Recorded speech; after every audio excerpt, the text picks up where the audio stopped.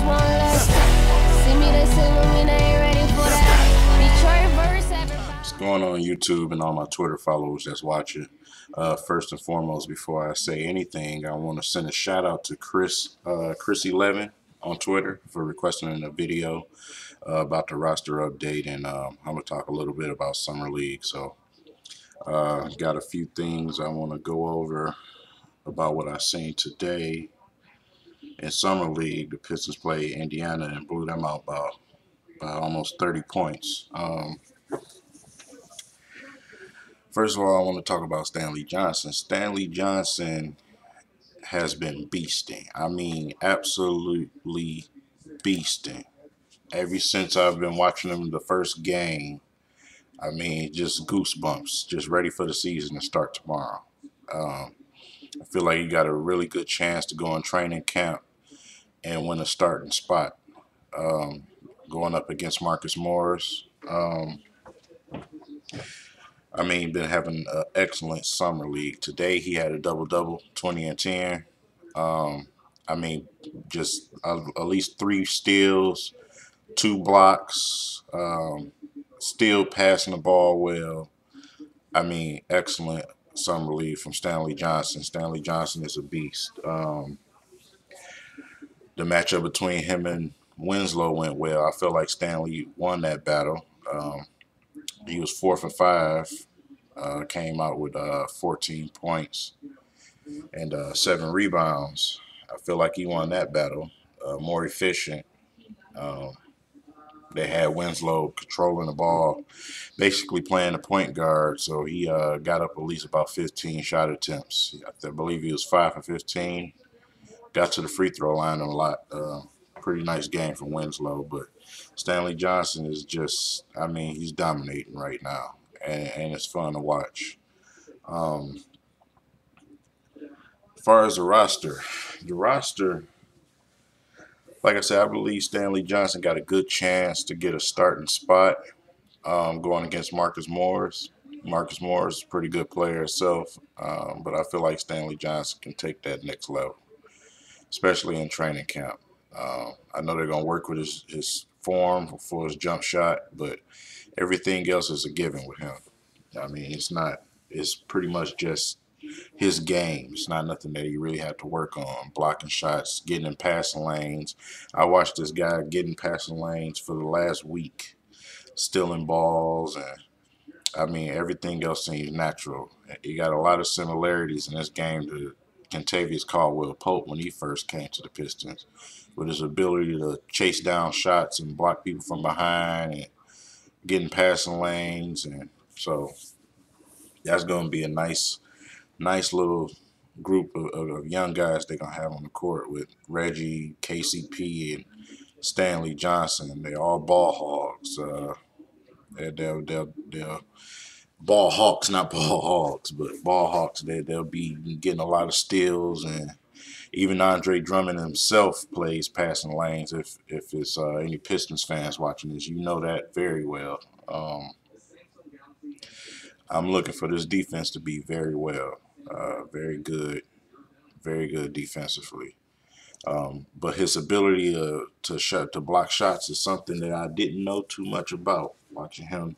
I didn't get a real good chance to watch Arizona that much. I've seen him a few times, especially when they played Michigan and kicked the shit out of them. But yeah, this guy is he's a treat to watch. So that's a good job for Stan Van Gundy for drafting this guy over Winslow, because I feel like he has a higher ceiling than Winslow. Everybody thinks Winslow has the higher ceiling. I think Stanley has the higher ceiling.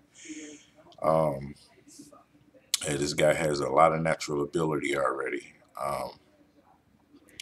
But I'm looking for the starting lineup to pretty much be Reggie Jackson, KCP, Stanley Johnson, Ersan, and Drummond. That's a nice starting lineup to me. But the second unit, I believe, like okay, it depends on the recovery of Brandon Jennings. I don't feel like Dinwiddie is the backup point guard guy yet. I feel like he still has about another year before he becomes that guy. He had a pretty slow start in summer league, but he picked that up. He played excellent today. No turnovers, shooting the ball well, great decisions. He played excellent today, even though his minutes were at a minimum. But Dinwiddie, Jody Meeks, coming off the bench. I don't believe they're going to keep Cartier Martin. I believe that Hilliard has a good chance to win a battle between him and Bullock. Um, haven't been impressed with Cartier Martin since he's been here. Just done nothing but brick shots and throw bad passes. I mean, just frustrating watching him. Thought that would be a good move when they brought him over here.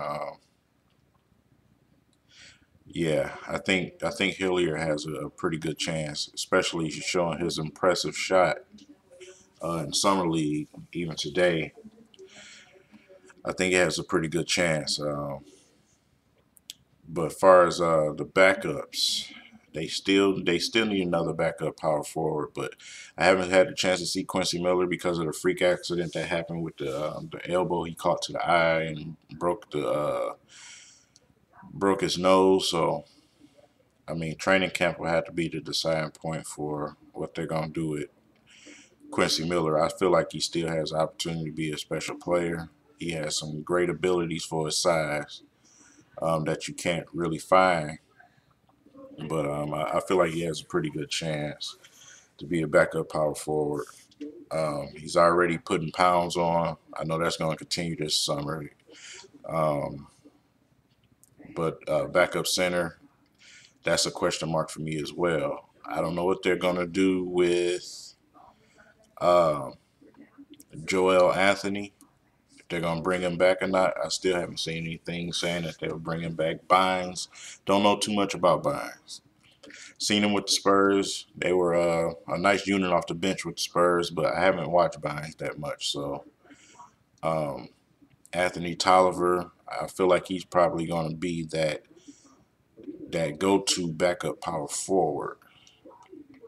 But I still feel like Quincy Miller has a good chance to take that spot. If he continues to do what he's been doing, he's been impressing a lot, especially with his work ethic. I feel like he has a pretty good chance. No, I like Anthony Tolliver.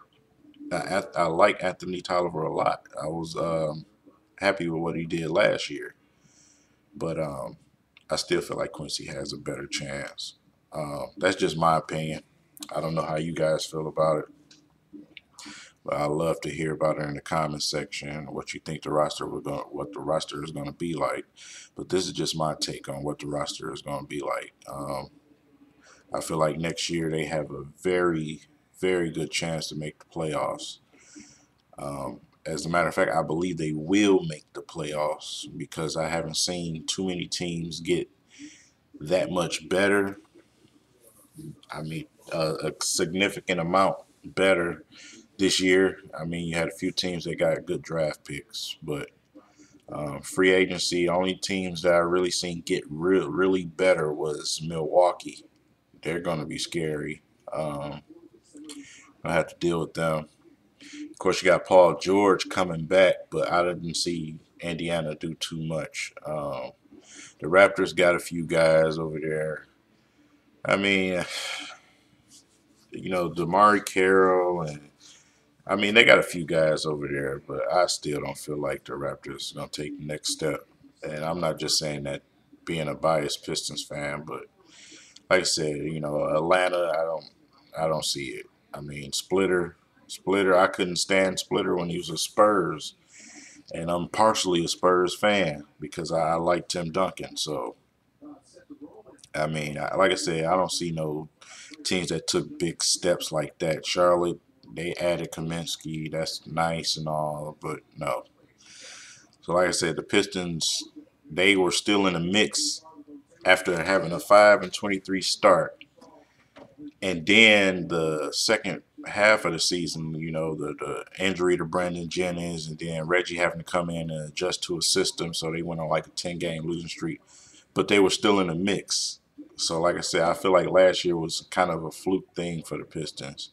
Um, they had that horrible start because, of course, Joe Dumars brilliantly went and got Josh Smith. So I really don't want to think about that. But anyway, yeah, I think they have a legit chance to make the playoffs. I don't think they will get off to a slow start like they did. I mean, this guy Reggie Jackson came in 27 games and was basically averaging 19 and 7 and 5 or something like that. So, I mean, and that's in a new system where he never even had a chance to prepare and go to training camp and off season. Come on, I mean, yeah, they got a really good chance to make the playoffs next year. My thing is, what are they going to do when they get there? They're going to be a scary team to face because, like I said, you don't know what you can. I mean, there's so many players that can go off on the Pistons rosters now. Brandon Jennings can go off. Reggie Jackson can go off. Drummond is going to go off every game if you allow him to, if he can stay out of foul trouble. So, I mean, I'm really liking this roster a lot. Um, and to have a bunch of young guys, you can build them up and they can learn how to play together over the years. Interesting to see what's going on with Andre Drummond's contract. The Pistons actually put it in his hands. He makes the decision when it's time to sign the contract. And, I really respect that from the Pistons organization. They're giving him the opportunity to say, is it about, the money or is it about my team? And if it's about the team, I feel like Andre Drummond should go ahead and he should just wait, free up some money. I mean, you're gonna get your money anyway. Your money's not gonna change if you sign it or not. Your money's not gonna change this season anyway. So I mean, just wait. I mean, I know you risk injury and all that, but come on, man. No. I mean, Andre Drummond would be just fine. I mean, he had a little scare when he first his rookie season when he twisted his ankle, but after that he's been healthy every single year. I mean, Andre Drummond is fine, but it's up to him, and we'll see what happened with that situation. But a few things about free agency. Um, DeAndre Jordan is meeting with Clippers players. Um, they're basically trying to convince him to come back. tomorrow, tomorrow is the ninth, and everybody gotta be able to sign contracts tomorrow. They're trying to give a final push to get him to come back to the Clippers. If I was him, I would go to the Mavericks. Nobody's a fool. Everybody knows him and Chris Paul's relationship has been kind of rocky, but for him to excel at a higher level, for him to build his brand and to accelerate his game and make himself a better known household person, go to Dallas. Go to Dallas. You have an opportunity to go to a franchise where you can have your own space because Dirk is not going to get in your way down there. Uh, and in LA, you got to deal with being the other guy compared to Blake Griffin. You don't just go to Dallas. Just go to Dallas. I mean, they probably gonna come with a nice strong pitch. I hope he goes to Dallas. But yeah, the Spurs still can't believe what they did. Well, actually, I can believe what they did because of what type of franchise they are. But to acquire LaMarcus Aldridge and David West in free agency with the roster that you have already, yeah, next year, I'm saying it now, Spurs have a legit opportunity to win the NBA Finals, the championship, if they can stay healthy. If healthy, they will win the championship. I don't give a damn who you put in front of them. With that team that they got built now, if they stay healthy, they're champions next year. No disrespect to Golden State, but yeah, that's a whole different beast that you'll be facing. That's my opinion, though. I know a lot of people, diehard fans for their team, their Western Conference teams, but hey, that's my opinion. And I'm a Detroit fan to the core. But the Spurs is my Western Conference team. Though that's the team I root for in the Western Conference. Just because of the type of organization it is, I really respect the Spurs and what they do. They do things their way. I feel like the way that Detroit does things their way as well. So um, they have an excellent opportunity to win the championship next year. I don't feel like whoever comes out the East has a chance. I mean, the Cavaliers got no better.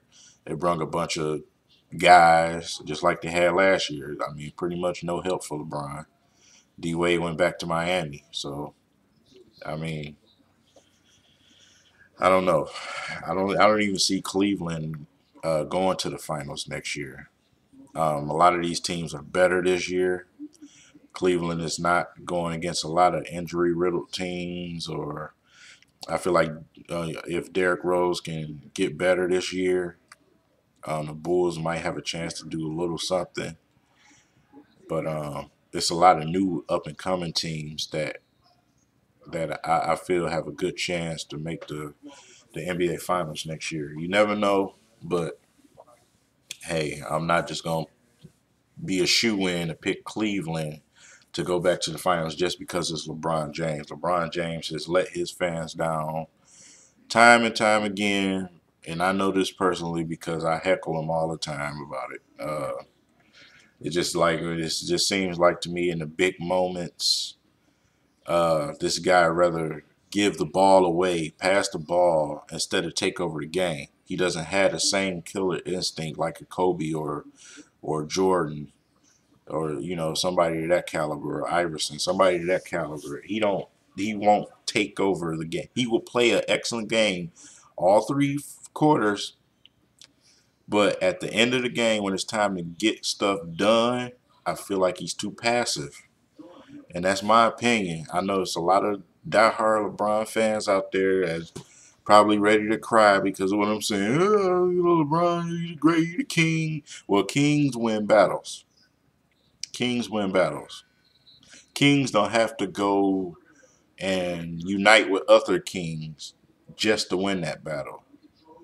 Kings can win battles on their own sometimes. I mean, a lot. It's not the first time somebody won a championship with a bunch of guys around them and did it pretty much by themselves and made everybody else better around them.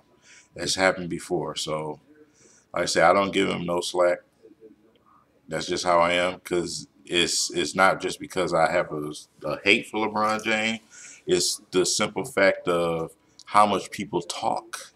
People make me sick putting this guy on this pedestal like this. And this guy he's not doing the things that I've seen growing up that the great players have done. He's getting numbers. Yes, his numbers are nice.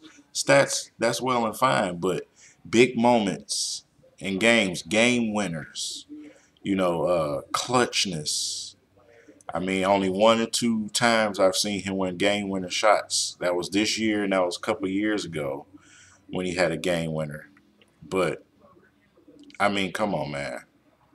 They get this guy a little bit too much credit. I don't want to get too tired of talking about him anyway.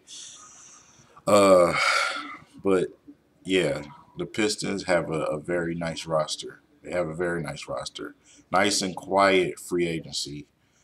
Didn't just go out and try to snag and just overpay everybody. Speaking of overpaid, the Reggie Jackson thing. A lot of people saying that he overpaid. No, he's not. He is not overpaid. Reggie Jackson got exactly what I feel like he should have got. I feel like he's a better point guard than Brandon Knight. I mean, even though he was in OKC coming off the bench, I mean, come on, man. When Russell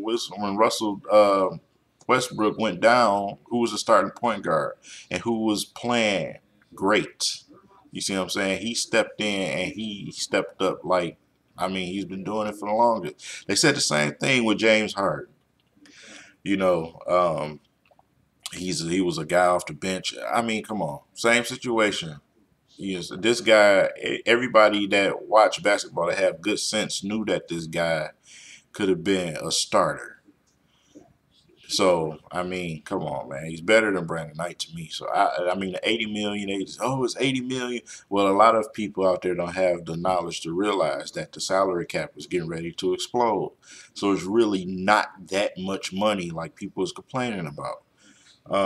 He is not overpaid. I mean, this guy came in and gave you 27 games off the fly, coming off of somebody's bench and gave you 27 games, and this guy was basically a triple double nightmare for teams that quick.